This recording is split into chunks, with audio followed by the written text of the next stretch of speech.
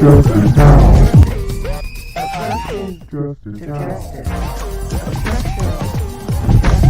Obstruction to justice. Obstruction to justice. Justice now. Well, welcome to another broadcast of Obstruction to Justice. I'm Ann Moals, and it has been a good day. Big shout out to everybody in the greater Kansas City, Missouri area. I hope you had a great day too. It was a little warm, little toasty. Finally, I think we're getting those southern breezes in so that we could enjoy some spring, summer. That's kind of how it is in Kansas City. Spring, summer. We don't really get all of the we don't always get the break in there. It's usually just the summer all of a sudden. And I think that might have been how it was this season. So we're just glad that you joined today. We're going to chat about some things today, I think that are interesting in what's going on in the greater Kansas City, Missouri area, the state of Missouri. That's something that I like to talk about. And going to see how this new technology, what the hype is when it comes to ChatGPT, OpenAI, and ChatGPT. So we're gonna kind of take a look and see what's going on with that. Now, you know the drill. You can definitely come in and chime in to see what it is that what you like to talk about and everything. If you like what you're hearing and you want to put your opinion on it, feel free to do so. Definitely. I'm hearing a little bit. I'm seeing whether or not this earpiece is just giving me a tough time. Okay, so now let me just go ahead and share. I'm just going to jump in and share my presentation here, and we'll kind of follow along with it so that we can kind of stay on track here. Now we have our two U.S. Missouri senators, and I'm just saying, if we're going to vote people in. And that's kind of what we did. We chose Eric Schmidt, the U.S. Senator. I'm saying we, the state of Missouri people. He got more votes here in the Missouri during that general election than anyone, right? As far as the candidates that were running for the office. So I want to see what he's doing. So we're kind of paying attention to what he's doing. Let's check out. First, I want to see what Josh Hawley's doing now. He's coming up to be reelected here. So let's see what Josh Hawley is doing. Hmm. Let's go ahead and share the screen now. I think he is. Let's see, Josh Hawley. Yeah. Now he's got a pretty animated website there. It's looking pretty good, and he's trying to make sure that he includes everybody that is, part of the Missouri, area. So, small towns, of course, that Lexington and everything. He's trying to, they're the cornfields or the farmers. He's trying to make sure that he talks to everybody. Okay. So that's what he's talking about. All right, so let's check out what it is that he is definitely talking about. All right, so the latest of what we can see, it says see the latest press releases, speeches from Josh Hawley. We can do that. Now, here's recent news, and I thought that that was kind of, good about the website. He's kind of going in and where you don't have to click around to find out highlights. Now, one of the things that it's saying is that Senator Hawley opens whistleblower tip line for those with knowledge of abuse at pediatric transgender centers. Yeah. And that's a big subject.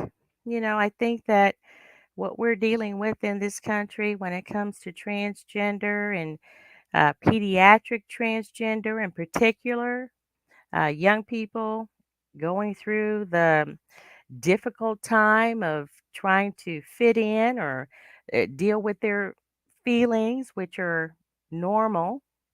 And here they are, this transgender. It's a little drastic, I believe, and I think we're going to probably dive into that next time we talk. But even the school systems in the greater Kansas City, Missouri area, they're having a tough time dealing with what are the types of accommodations that need to be in place for young people that have this transgender lifestyle that they've chosen. So say they were born that way. It's a lot, and so there's a lot going on with that. I think that with him having a tip line for those with knowledge of abuses at the pediatric transgender centers, that might be something to go check out. I think with him trying to say something about it or monitor what's going on because it's a difficult thing. What are we going to do? This is something that I have never heard of in the my lifetime, and I'm not a spring chicken, but in history, I've never even read anything of any historical issues where we have whole societies here in the United States of America or whole societies that want to surgically transfer the or surgically manipulate the gender of a human being because we can. Mm. Is it something that could have been an idea even from the past? Would they have done it? That's something to think about. Uh, what about it, right? But he's saying he set up a whistleblower campaign for it. I think that that's something that is definitely needed, at least to monitor this unusual situation. We'll come back at another time to go into that. It's a lot to it. Also, it looks like recent news Holly demands Army provide update on plan to replace housing at Fort Leonard Wood. Okay, so there's something going on with the housing at one of the forts there. So, he's doing something. He's here in the state of Missouri doing something. All right. So let's take a look now. Let's see what's going on with Eric Schmidt. He's another one. We have two U.S. senators. So let's see what Eric Schmidt's uh, website is looking like here. Let's see, Holly. Let's see this one. Okay, here he is. And, like I had mentioned last time, there was a lot when he first got elected. It was like crickets. So we didn't hear much from him in January, didn't hear much going on from him, even though he beat out all of the other incumbents and all of those who were running for the Missouri U.S. Senator. Didn't hear much from him. And then we started hearing, he set up the website and, it's pretty animated. Here we are with him. And he's got his social media platforms that he's working on. So he has a Twitter account that he uses. He also has a Facebook account that he uses and some, other things right here, Instagram account that he uses. So he's on the platforms and he's talking about some things. Now, what I'm seeing here that is right here on his website, and that's something that I liked about Josh Hawley. He really kind of hit some things going here, hit the ground running as far as what does he want to talk about? Well, he's talking about the military officials, and let's see here, military officials, farmers.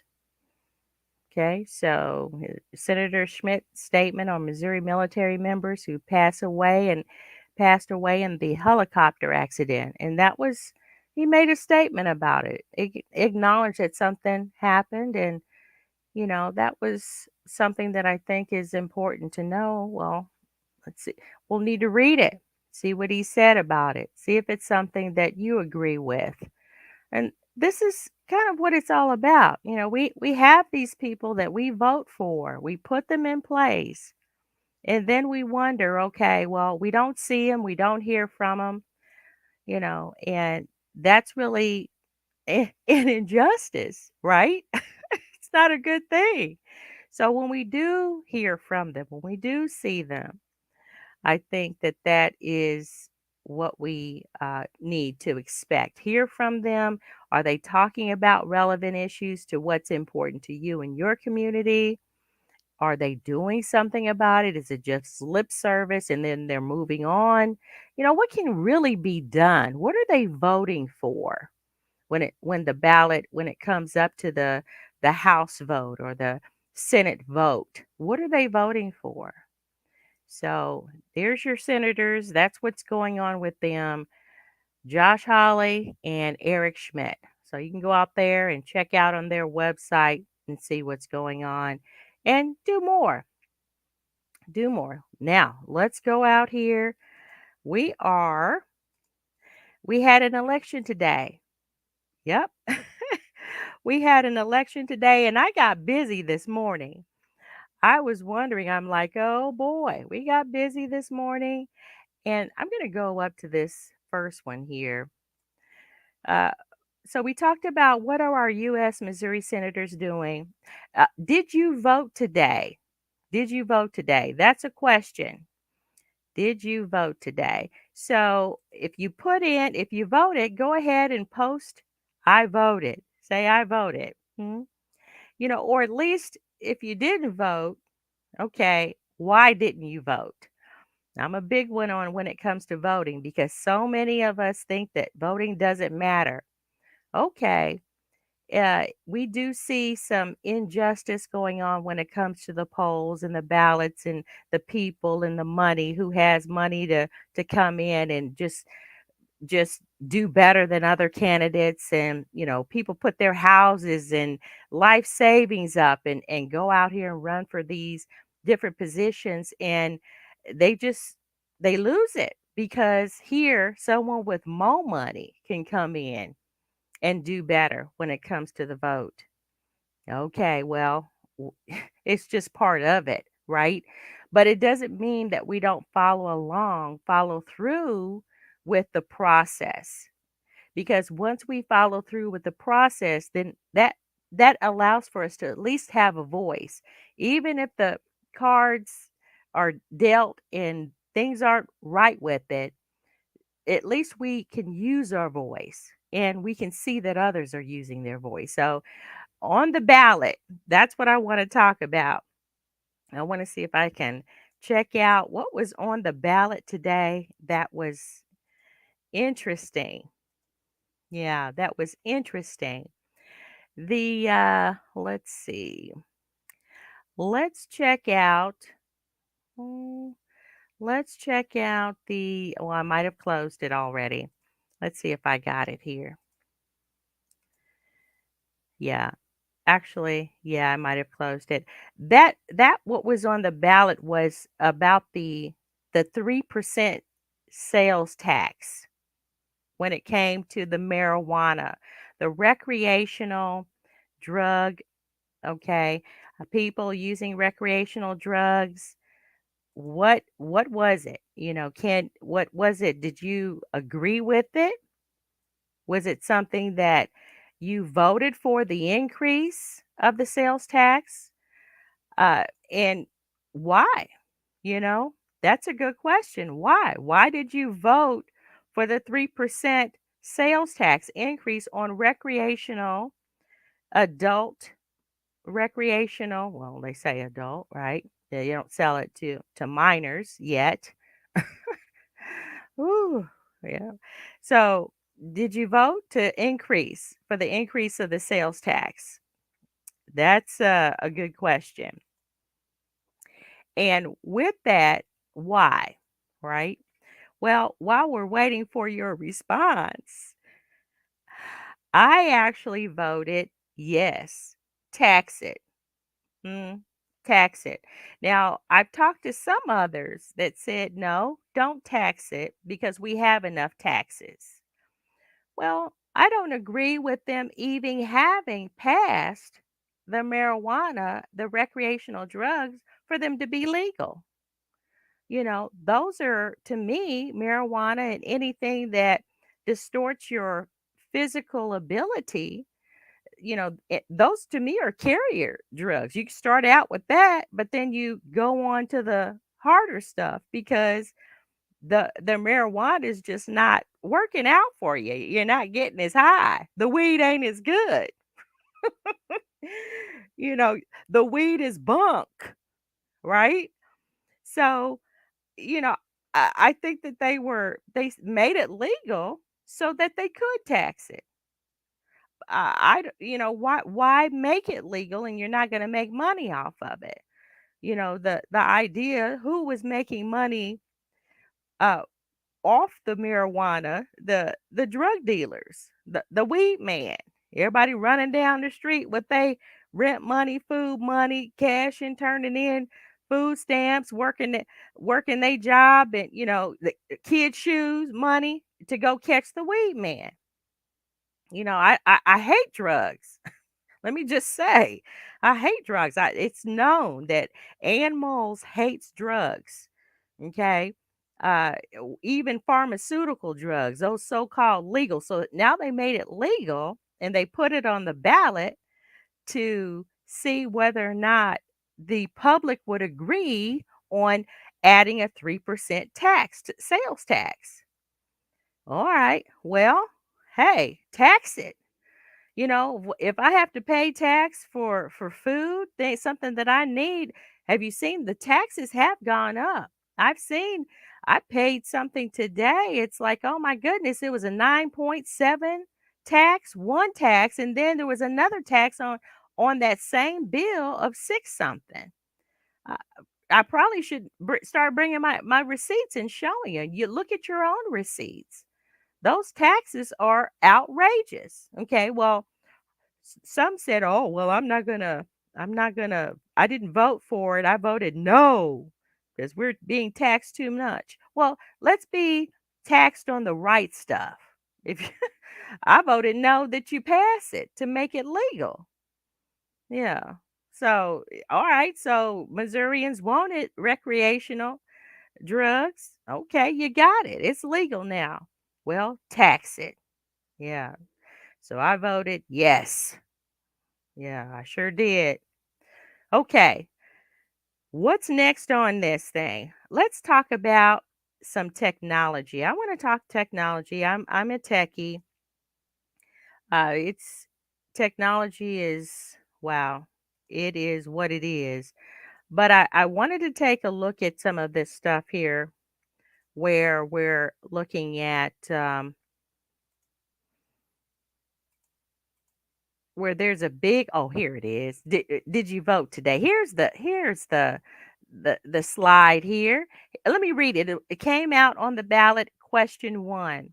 Shall Jackson County, Missouri be authorized to impose a countywide sales tax of 3% on all tangible personal property retail sales of adult use non-medicinal marijuana sold in Jackson County for the purpose of funding community services and veteran support services through a dedicated special revenue fund and for other purposes authorized for the expenditure of county general revenues. Now, you see a lot of fat in that. You know that money isn't going to go to help anybody, huh? Maybe. Maybe it does. Maybe some of it doesn't. But, that's what it is. Okay. I voted uh tax it. You better believe it. Okay. I want to talk about APIs. And APIs is part of this open AI in GPT. Okay. Now, in technology, what an API, let me just kind of share with you what an API is. An API stands for Application Programming Interface, okay, which is a set of definitions and protocols for building and integrating application software. So that's it. It's an easy way instead of building a whole new application that has all of these other apps in it. You can build API connectors, a program that goes and connects to these applications that are already built. It's a great way to work through and be able to have your tech person, your programmer, program things that are already in place for you as opposed to building a big, huge app that's a monster that has everything. Okay. Now, now APIs simplify how developers integrate new application components into an existing architecture. They help business and IT teams collaborate. All right. So, that's what they do, but it's a way to come up and build a connector as opposed to an application that has all of the goobly gop of other apps in it. You can build connectors to the apps instead of a whole new application suite. Okay. Now, why is that mentioned here? We're looking at OpenAI and ChatGPT. Okay, ChatGPT is an API. Okay, now you're hearing about artificial intelligence, AI, and they're building up this huge hype about what it can do, how inevitably it's going to take over and have a mind of its own, artificial intelligence, and whether or not we should build it, whether or not we shouldn't build more AIs, um, uh, or bots like Chat GPTs. Now, that right there is a question that I think that it's inevitable that if you put anything good out there, usually what happens is the people that want to do bad, evil people, bad people do bad things. So they're going to come up with ways to exploit it for illegal gain or exploit it for them to prosper and instead of others. You can't, no one is going to sit here and say that, okay, AIs, artificial intelligence is going to be safe across the board. We know better. We know that that's just not the kind of world we live in. That's not who we are as human beings. And then, for those of us who are believers, yes, I'm a believer, okay? We know that inevitably that there's something in this technology that is going to just crash everything, okay? And put people in bondage. And a tool, this artificial intelligence can definitely do that. It can really take you down, take a society down. So you have the big, Elon Musk and the rest that say, "Hey, let's put a moratorium on this tool. Let's not have any more. Let's make it quiet. Let's not use it. Let's not let it grow." Even Italy has banned Chat GPT. This is what I'm reading, what I'm hearing, right? Uh, I think that it doesn't matter one way or another whether you ban it or not. uh, the technology is there. So, what I do want to show you, let's take a look at this OpenAI. So let's take a look here. So this is the screen or this openai.com. Now listen, it's openai.com/blog/chat GPT. Now, when you go here, this is a blog that has been out here for months and people have been using it to get information about ChatGPT. It says we've trained a model called ChatGPT, which interacts in a conversational way. The dialogue format makes it possible for ChatGPT to answer follow up questions, admit its mistakes, challenge incorrect premises, and reject inappropriate requests. So it's a language bot, okay? It's conversational. You can ask it a question and it will return an answer.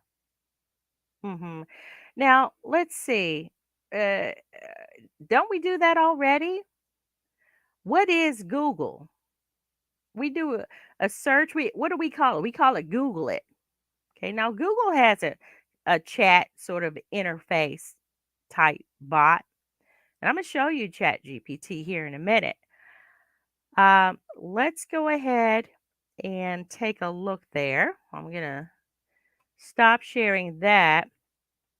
Now I'm already logged in here to this Chat GPT, and we will, let me go ahead and grab this. Yeah, it's not hard to set up. You can go out there and uh, there are YouTube videos on how to get it set up. It's not difficult at all. The screen that I just showed you here, you can go and log and get a login and all that. Just set up. It's super simple to do. It's a web-based application. Okay, so once you get set up and everything, you'll see this Chat GPT. And here down at the bottom, let's see if I can make this a tad bigger. All right. Here at the bottom, you can actually see where you would type in your message. Okay. Now, in typing in a message, you can type in whatever question you like.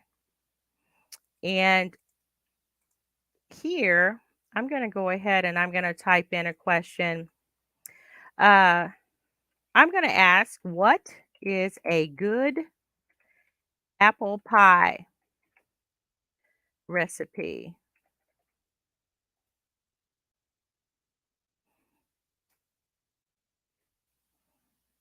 Okay. So here you go. What you're seeing is the return. And here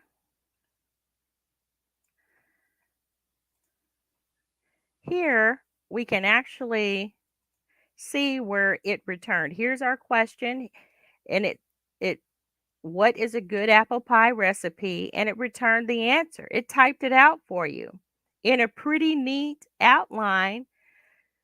Okay, so it says, here's a classic apple pie recipe that's sure to impress. And it gives you all of the ingredients and it bullet points the ingredients for you, like a one double crust pie dough, 8 cups thinly sliced peeled and cored apples. It gives you all of the ingredients and then it gives you the instructions on what to do. Okay. So you preheat the oven to 375 and take a large bowl and you toss the sliced apples with lemon juice. It tells you what to do. Now, here's my question, and this is the concern of what ChatGPT does. You don't have to take and reformat this answer. You can take this answer, copy it out of ChatGPT, and put it in a Word document. Okay. So they're concerned that kids can easily get hold to this technology, or young people, or college students, or whomever will get hold to the technology. And instead of studying, they will just ask the question, type in the question, and Chat GPT will just type out the answer for you. Hmm? It'll type out the answer for you. Now, I think it's okay, but you're going to have to confirm that the answer is correct. You know, that's kind of part of the other part of this. That's the other big question is what Chat GPT are they is it really returning the truth? You know, so you're going to have to fact check, which is another buzzword now. They're just enjoying this buzzword of fact check. You're going to have to fact check what GPT brought back to you. Okay. Which, if you did a Google, same thing. It's just not going to come back as a format. You're going to get blogs that may be pre formatted. It's going to have information, but those blogs are actually considered intellectual property of the person that actually wrote it. So you don't want to plagiarize what that person had written in that blog, what's going on, right? Okay, so here's a great apple pie recipe, Chat GPT. It looks like it's going to work. Okay. And of course, the best thing to do is to test it. And that's with any application. You're going to have to test the answer, test the hypothesis. The hypothesis says that this apple pie is great. It's sure to impress. That's what Chat GPT said. Well, okay, let's see. You're going to have to bake it and see if you can follow the instructions. Okay, now here's one, and I'm just always curious as to whether or not it's going to get the question of biblical questions correct, right? Because there's a disclaimer here in Chat GPT that says, look, the information may not be correct. It may get ugly for you when you type in a question. It may get brutal. It may return something that isn't cool, right? Well, because of this week, and this is a holiday for believers, this week coming up and this weekend, I asked the question, what are the events that led up to Jesus Christ's crucifixion? Yeah. So I had done that before. Before I came on, I wanted to see what it said. So here's what Chat GPT brought back. It says the events that led up to Jesus Christ's crucifixion are well documented in the New Testament of the Bible, particularly in the four Gospels of Matthew, Mark, Luke, and John. Here's a brief summary of the events. Betrayal. Jesus was betrayed by one of his disciples, Judas Iscariot, who agreed to identify Jesus to the authorities in exchange for money. Arrest. Jesus was arrested by the Jewish authorities in the Garden of Gethsemane, where he had gone to pray with his disciples. Trial. Jesus was put on trial before the Jewish Sanhedrin, where he was accused of blasphemy for claiming to be the Son of God. Sentencing. The Sanhedrin sentenced Jesus to death, but because they didn't have the power to carry out the death penalty under Roman law, they handed him over to the Roman governor Pontius Pilate. Crucifixion. That's number 5. Pilate initially tried to release Jesus, but the Jewish leaders in the crowd demanded that he be crucified. Pilate eventually gave in to their demands, and Jesus was crucified along with 2 other criminals outside the city of Jerusalem. Death and burial. Jesus died on the cross and was buried in a tomb, which was later found empty after his resurrection. That's Chat GPT. These events are considered central to the Christian faith and are commemorated during Holy Week, culminating in Good Friday and Easter Sunday. Hmm? I think so. I think ChatGPT got it pretty good this time. Yeah. So, what are we doing? We got it. I think I typed it in. You can type in the question. It's going to type out, and it's wonderfully formatted. Now, I know wonderful ministers of the gospel. Oh, well, they have the titles, but those that speak out in the gospel, they can ask a question and Chat GPT will shoot them out something. But you're going to have to fact check it. Yeah, you can't say, okay, this is going to be it. Just like you have to fact check any Google search. Yeah, where's Chat GPT? Where's it getting the information? Okay, a dump. They put the dump in, data dump of information. It has a big pool to pull from. It's going to give you information based on what was available to it in 2022, something like that. Okay, well, they got this one right. I think it's a great outline, Chat GPT. Now they have an upgraded version, Chat GPT 4. Chat GPT 4 that you can get if you pay for it. To me, we have to really be careful when it comes to hype. Don't get me wrong. ChatGPT is a great API, okay? But it's an API that can be upgraded. And once you start confirming usage, because when you take an application and you use that application, that can be used as test data. You're testing it. That free stuff that you sign up for doesn't cost anything, it's free. Well, yeah, but they're using the data to test it so that they can confirm that it's good data, that the application is running properly, they can fix it, and then eventually they can sell it, right? So I think that this is a great marketing campaign for Chat GPT. And why? Well, I know it's a campaign because it brought it to the attention of Microsoft,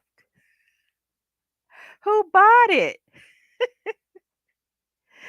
So Microsoft has it and they've used it. They're using it, and I'm going to show you. Oh, wow. See, we don't want to just believe the hype for what it is. So it makes it more intriguing and interesting if we have, oh, conversation. This is like the Terminator. It can ruin the world. It can destroy civilization as we know it. Our children won't know how to do research on their own or write anything. They won't know how to write a paragraph or write a paper because they can just chat GPT it. And okay, they can do that just Googling something. Yeah, they can do that just Bing. Yeah, they can Bing it. It used to be Alta Vista for you old timers. for, for us old timers. All right. It used to be Yahoo, right? Same thing. We came out of the we came out of the library with the card catalogs where you'd have to go to the library and look to see where the resource book reference is and then go and pull that card and then take it to the aisle where the book was that you wanted to do the research. Oh, and then you had to read. Gone are those days. You don't have to do that anymore. All the books are on the internet or available, that data. Well, some of the stuff. Hmm?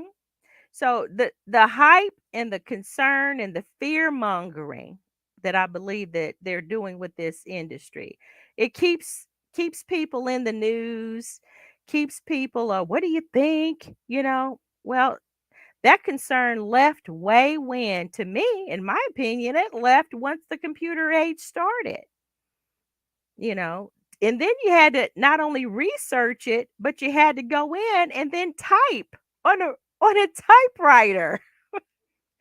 I typed papers and turned them in, guys. Yes, I did. Then they upgraded them to the word processing typewriters. Mhm. Learn how to use that. So, don't believe the hype. I want to show you something else here. Let's see. Let's go back to our slides here. Okay, well, here, Microsoft, they're going to be working on already. They have a their Bing application. They've been trying to compete with the Bing has been trying to compete with the Google, because Microsoft lost it. They had Edge. They not Edge. Well, they have Edge, but then Bing is the search engine, right? So before it was Alta Vista, then it was Yahooed. I Yahooed a lot. Then it became Google, so we Google it a lot. Okay. Well, Bing was never I'm not a big Bing person. I'm not gonna Bing it. I don't when I look at the interface, it's like, okay, no, I'm not gonna try to get that information. All right. Looks like Hydra. It says, do you think in future AI will be able to trade the humans and money? Hmm. Be able to trade for humans and money. I think that we're going to go to this digital currency anyway. So when it comes to our dollars, that's really kind of sort of the same subject. But when it comes to dollars and actual money, we're not going to have actual paper dollars or change or anything. We're going to go to a digital currency. They're already working on that. There are countries already in the world that use digital currency. Yeah. So your digital currency, China has a digital currency. You can't go anywhere and buy anything in China with money. The yuan, it's digital. So when it comes to that, we're being pushed to eventually, in my opinion, you know, change hands here. I don't know the dollar value. They're working on a digital dollar now.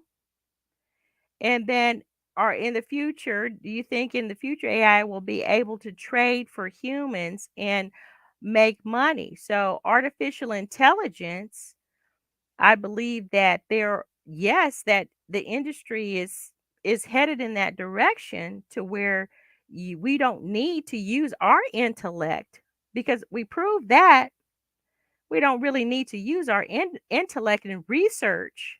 It's limited. We're going to use the artificial intelligence, the robots, the bots, ChatGPT. And here, when it comes to, I'm going to answer that question for you right now. Here, let's look at this technology. Microsoft is coming out with an application called the Assistant, the Intelligence Assistant. So, Microsoft is coming out with Microsoft 365 Copilot. Mhm. So, Microsoft 365 Copilot is an artificial intelligence assistant few, feature for Microsoft 365 applications and services, which include its productivity suite of programs such as Word, Excel, PowerPoint, and Outlook. Okay, so Wikipedia shared that. Now, it's going to you can use it the same as what we just shared with the Chat GPT. Okay. So you type in the question and it will pull from the applications that you use, your calendar, whatever's in the Microsoft 365 suite, your calendar, your Word documents, your Excel, whatever, and then develop the answer for you. It's going to be able to develop slides for you, be able to develop Excel spreadsheets. So, what we learned in Excel, it's like, okay, we'll know it, we'll know how it got the answer. But once this 365 Copilot comes in, all we need to do is ask the question and then it will develop the answer. It's coming. So, the assistant, oh, you're welcome, Hydra. Thank you for the question. So, you're we're going to look at the different ways that artificial intelligence and these bots work, okay, and whatever can be done. On one hand, I'm pretty excited, right? I'm kind of excited because being a small business person, being a busy professional, I'm like, wow, uh, it would be great to have to have this. Now, even now, I don't use it for anything that I do. I don't use Chat GPT for anything that I do. I'm kind of interested, right? But I still am in my old way of let's do some research. Let's pull some ideas. I still Google. I still use books because, I think that the thoughts of the intellectual, if they are going to put it in a book, it may be worth reading, right? Uh, Another thing, what about the question of the Bible or any religious book that you believe in, right? If we're looking at this book and this information being available, then on the Internet of Things, um, then what are we looking for it to do? If the enemy, if bad people, if greedy people want to come along and just take and distort the information that's there, what do we do? Right? I still believe get your books. This, in my opinion, because of this technology, you have some people that will have their soft copy, and that's what we call any software that we use to, read a book, ebooks, the different books that are, books of the Bible, any book that you have a soft copy on. Okay, get the hard copy because they're number one, they're banning certain books in certain states.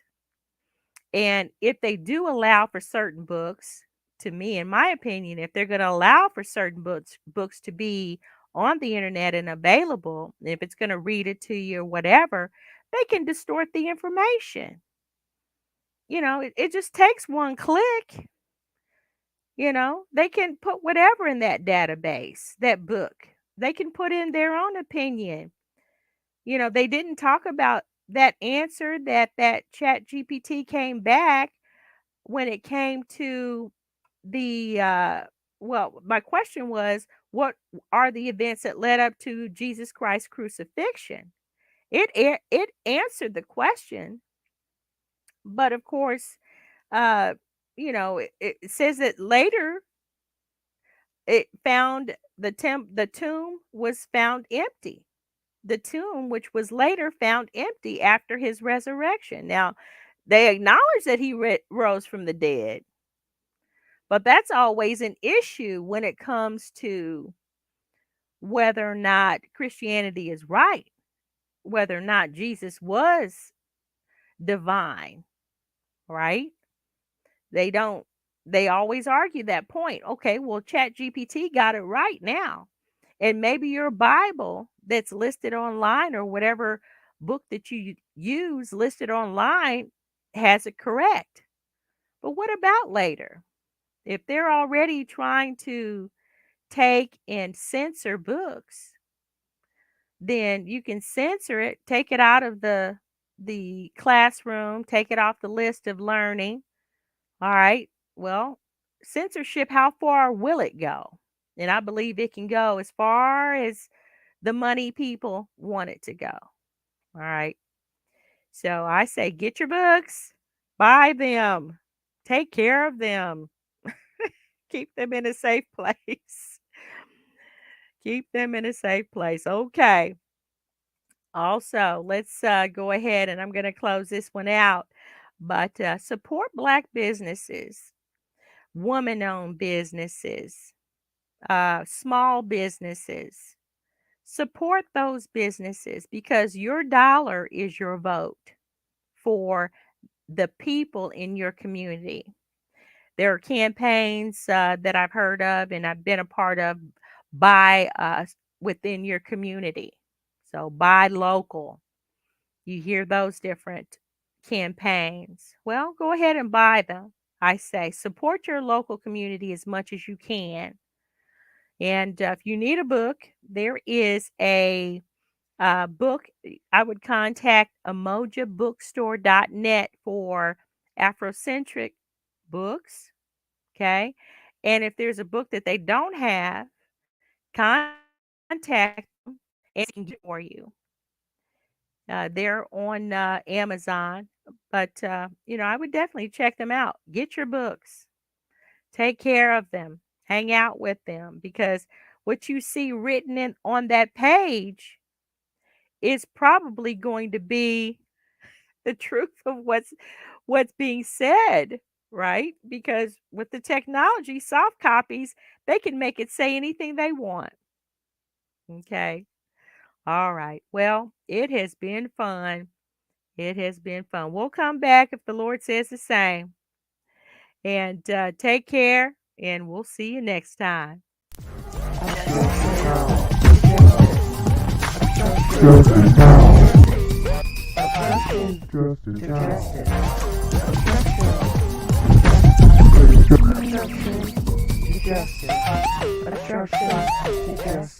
Justice now.